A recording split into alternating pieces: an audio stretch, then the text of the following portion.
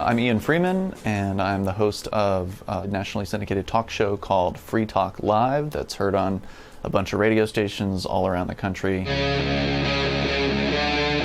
Free Talk Live. It is Free Talk Live. Welcome to the show.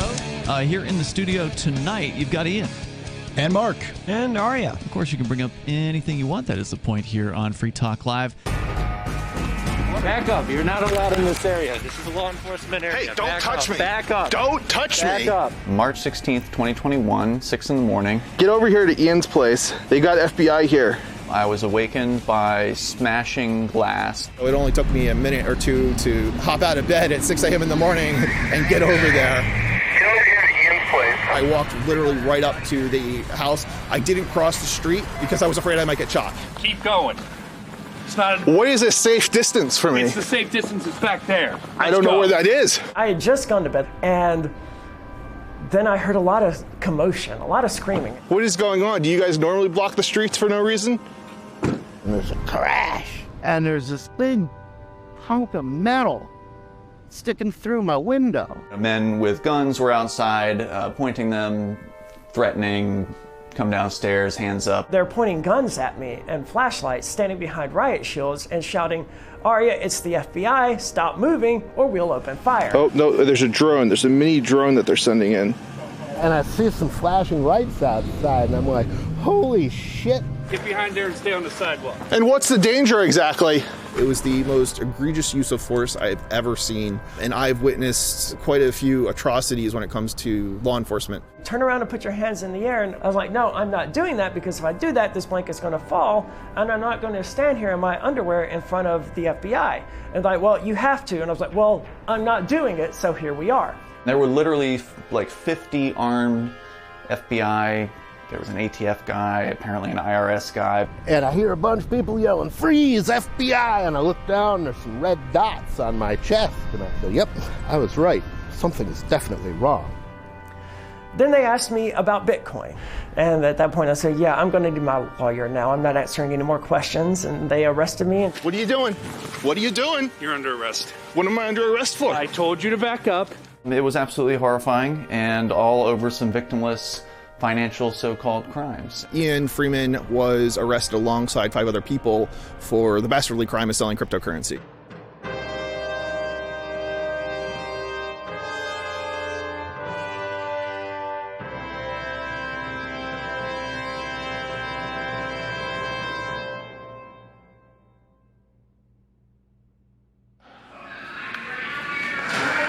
Hey! How do you feel? Let's get out of this place. Yeah! Welcome back, man! Welcome back! It was 2018 where I first learned that the FBI was investigating me for selling Bitcoin.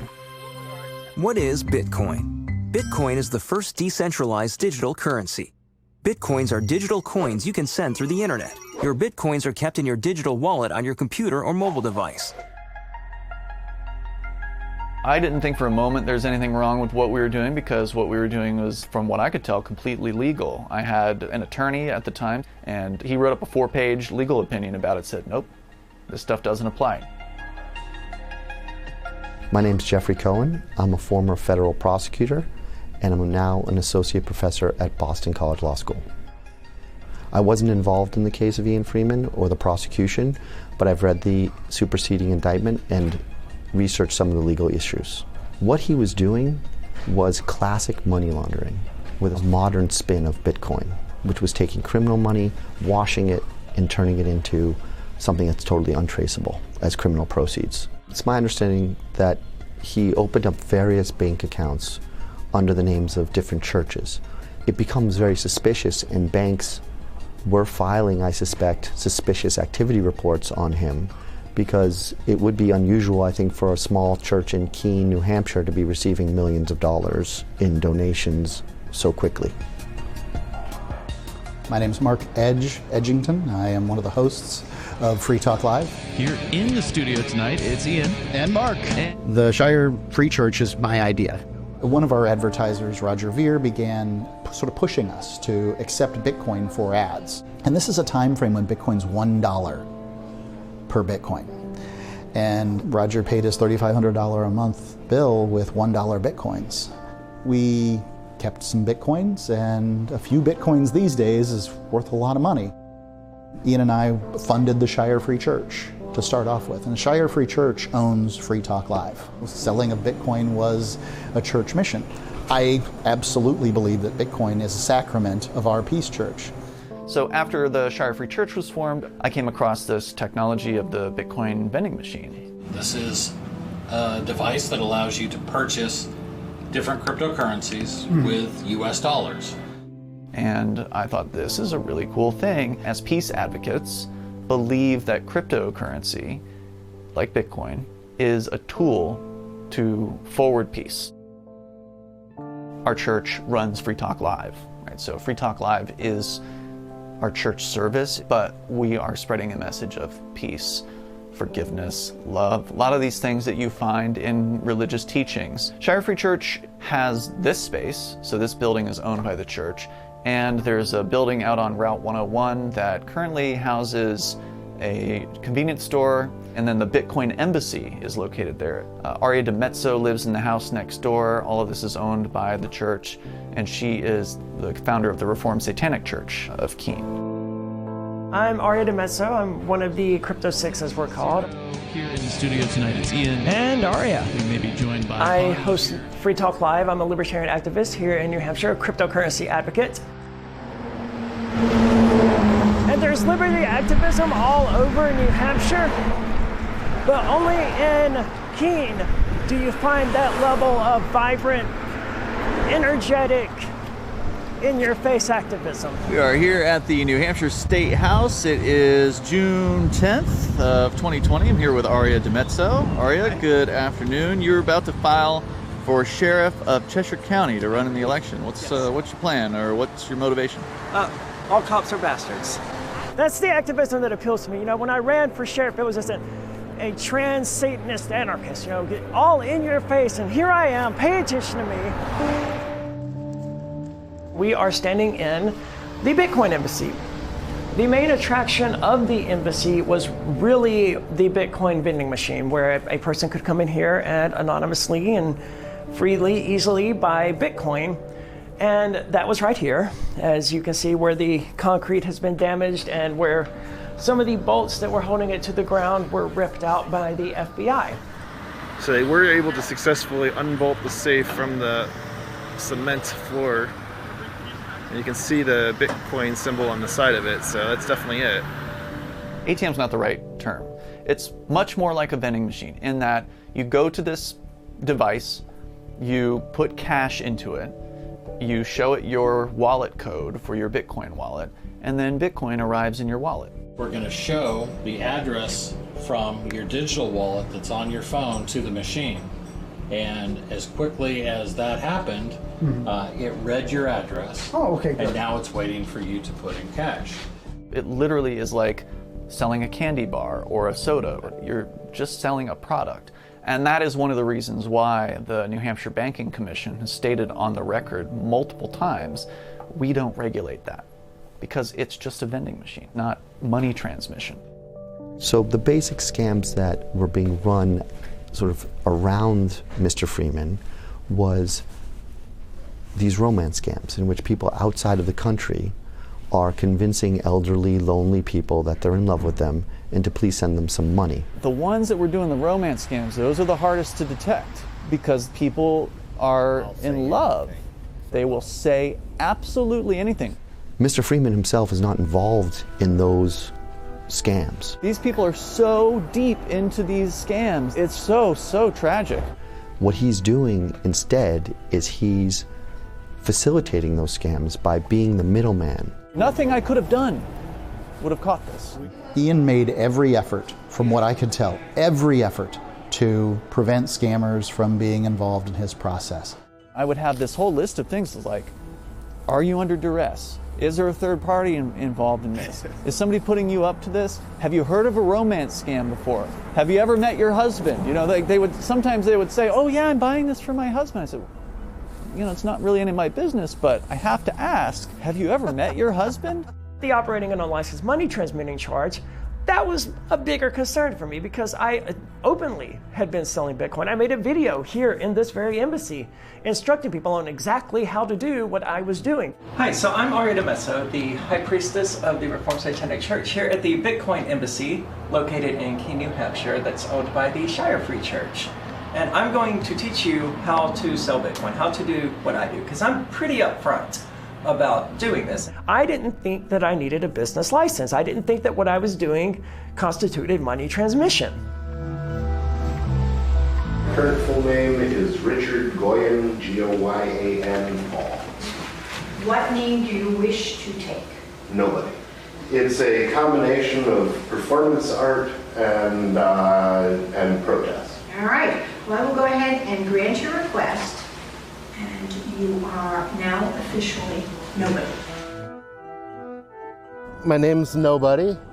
I'm a computer programmer. My last job was working in South Carolina for Citibank in 2007 when the housing crash was going on. That pretty much woke me up to the horror that is the modern American system of government. I'd moved up to New Hampshire as part of the Free State Project. I did not tell the banks that I was trading in Bitcoin. They charged me with 4 counts of wire fraud. Today is supposed to be the pretrial conference, and it's expected to take about 2 weeks, the trial. If I weren't optimistic, I would have done what everyone else does and taken a plea deal. They refused to take prison off the table, and they were like, we're going to bring more charges against you if you don't take this plea deal.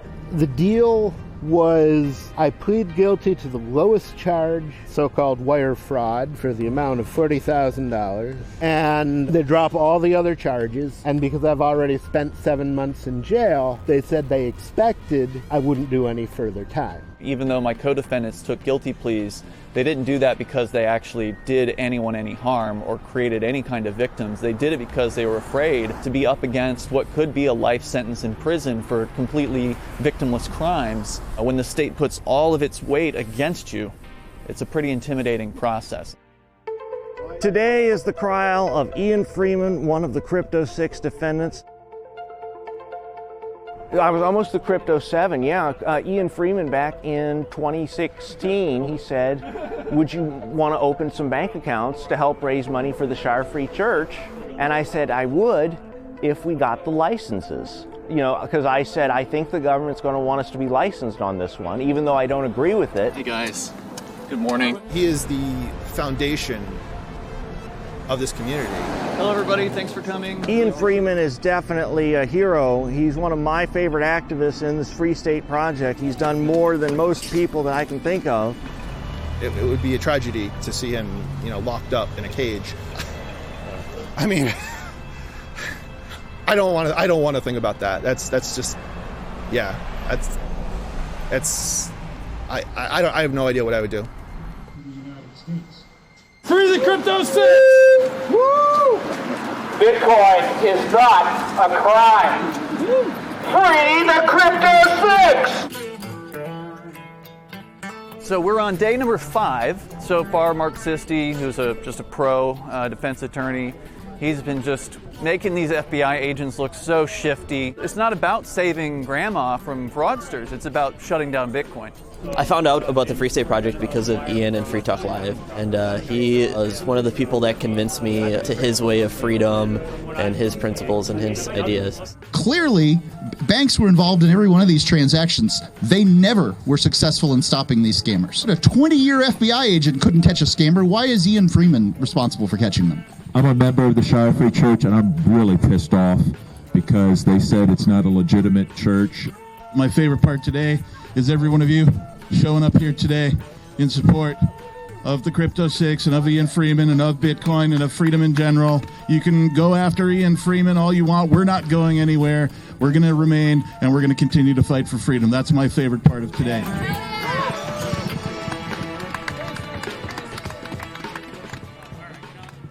Well, we got a verdict from the jury, guilty on all accounts. He was convicted of 8 counts. We're going to be appealing each and every one of them, and we look forward to bringing that appeal to the attention of the First Circuit. You know, I spent last night at his house. This is my best friend in the world, and to hear that took my breath away. We're certainly disappointed in the verdict, but we'll take care of it. Is it true that you have an ankle bracelet again? No, it's going to be an app this time. Phone app. It's going to check in on me randomly a few times a day, and I got to respond within 15 minutes. Chapter in the story, but not the final. It says I got to go. Okay. Bye, guys. Thank you. All right, good luck. Thanks for fighting the good fight, man.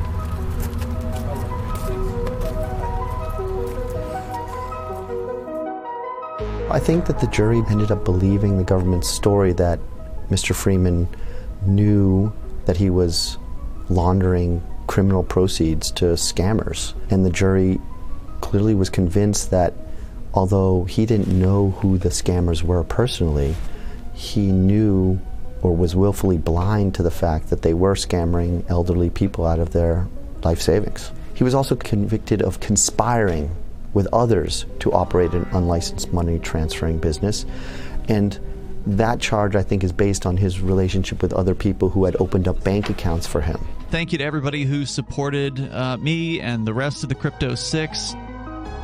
Aria also still has her sentencing to come. She took a guilty plea on the money transmitter count, so she's facing up to 5 years on that. New technologies often have a good side and a dark side, and this just happened to be the dark side of Bitcoin. It's untraceability, and so it makes it an attractive device for people who want to clean proceeds of criminal behavior. There's a maximum of 70 years for all the charges that I'm facing, but due to what do they call it? Sentencing guidelines. It won't be 70 years, but the prosecution said today they would be pushing for 20 in this particular case. Now, That's a long time in federal prison. Everybody will be using this book called the Sentencing Guidelines, and the guidelines take into account what the crime was, but also some of the history of the defendant. I haven't reviewed the guidelines myself at this point yet, but I'll be doing that at some point. I tried reviewing them, and I couldn't figure them out. Yeah, there's like a big book.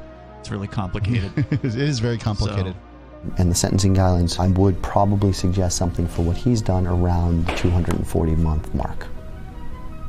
I think a libertarian might view what they were doing as sort of just helping people out, and they're not interested in what you're doing. Unfortunately, the Bank Secrecy Act requires people who are involved in money transferring to ask questions about their customers, to know their customers. And the service he provided was precisely that he wasn't going to ask any questions about you. And that is precisely what brought criminals to him, because they could get their money laundered without any questions being asked.